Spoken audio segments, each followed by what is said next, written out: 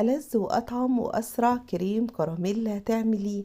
أحلى حاجة حلوة مش هتستغني عنها أبدا. أصبح سهل جدا في طريقة تحضيره، وأصبح كمان اقتصادي. بتحضريه بالظبط في 10 دقايق. وكمان استغنينا فيه عن البيض، واستغنينا عن الفرن. بدون بيض وبدون فرن هتعملي أجمل وألذ كريم كراميل ب3 مكونات فقط.